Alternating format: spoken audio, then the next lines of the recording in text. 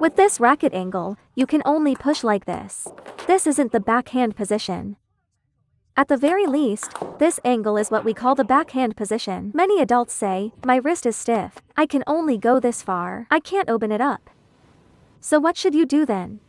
Move your body. Don't face straight on. Turn yourself slightly sideways. Then you'll find you can open up.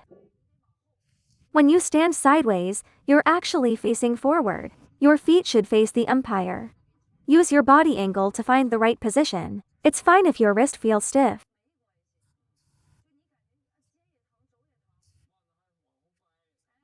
Just stand at a slight angle. Then it'll naturally come into place.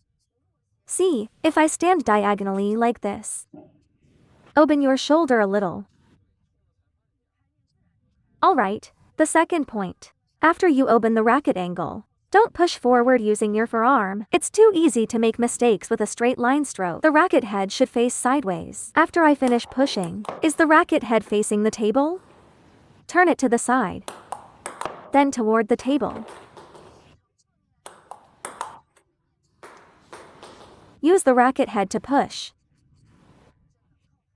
Some strokes are only for practice. They don't work well in matches, not useful in real play at all. Our technique here has small motion amplitude and fewer mistakes. So, when we push the ball,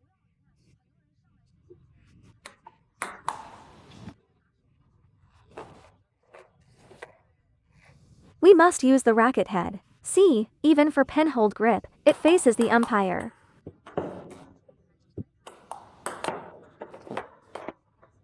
When the racket head starts to rotate,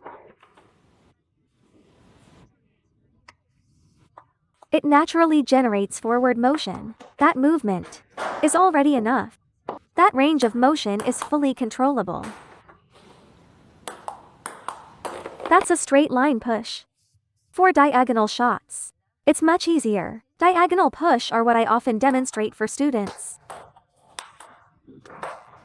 Some players just can't loop the ball. They really can't. So how do I create that diagonal line? In pushing strokes, the thumb and index web the tiger's mouth are key. For shake hand grip players, try this next time. Don't grip with your back 3 fingers. Like this. Hold it this way.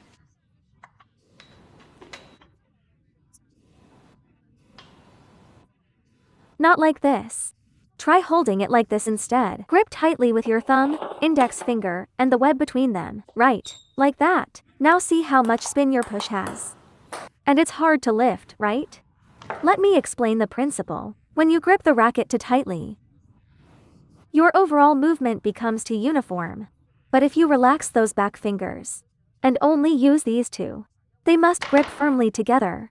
Then you'll really feel how the index finger, thumb, and the web of the hand generate power. You can also apply this to backhand. Pinch it tight, okay? Originally, just a small shake of the racket, just a tiny bit of rotation, can make my ball spin so much. You can use this method even for diagonal pushes. Now, the second point is, when the racket head points diagonally forward and downward, that's a straight line shot. And when it points more to this side, it becomes a diagonal shot.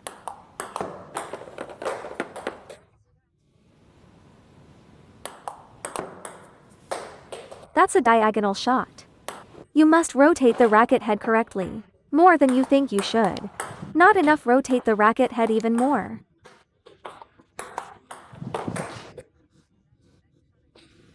Turn it toward the middle. Lower your elbow. Turn toward the middle. This is the middle. Right now, after pushing, you're still like this. You'll easily get caught by spin. Your brushing distance is shorter than mine. Your grip is too tight. Yes, press toward the middle. Good, make the motion smaller.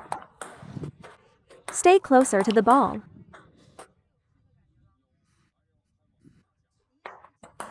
Even shorter and snappier would be better. Yes, shorter and quicker.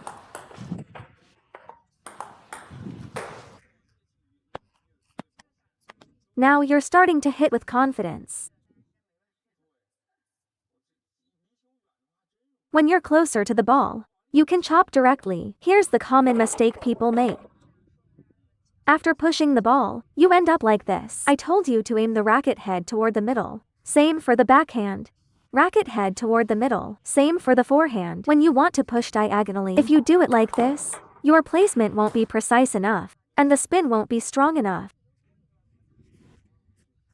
But if I brush like this, see, my ball spins much more than yours. You stop here. I stop here.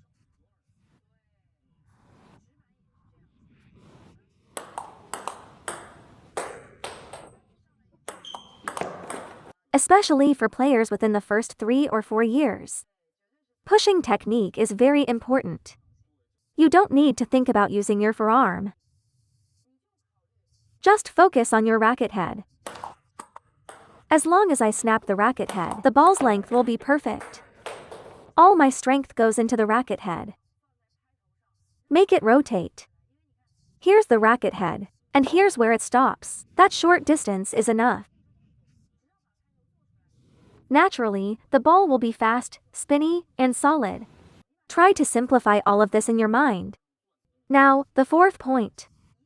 When pushing forehand, lift your hand up. Many people say, if I lift, I'll hit the net. Why do you hit the net? 1. You just brush lightly and get caught by the spin. 2. You can't reach the ball properly.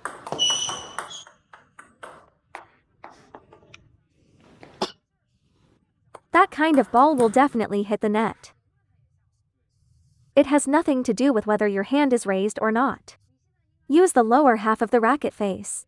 See, like this. Notice how high I have to lift my hand to contact the lower half of the ball. See, if I don't brush.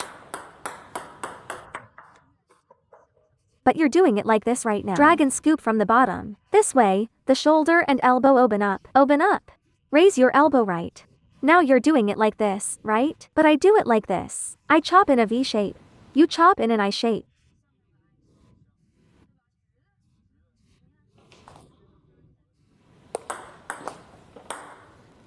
Mine is a V.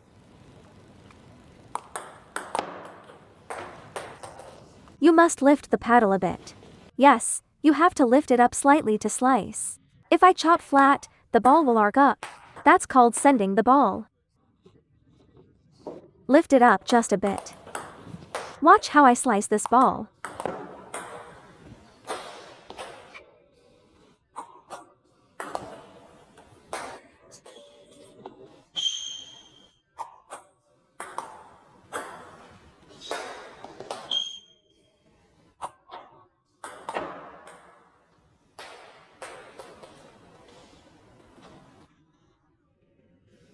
That's how the ball gets that downward pressure when it goes over. Or, there's another way. If it really doesn't work, learn that side slice technique. A side cut, that's also a good trick. Otherwise, your pushes will lack quality and get attacked easily. The same logic applies to the backhand. The elbow should be lower than the paddle. Many people have the paddle lower than the elbow. See, the same for the forehand, the paddle ends up lower than the elbow. It should be the other way, the elbow lower than the paddle.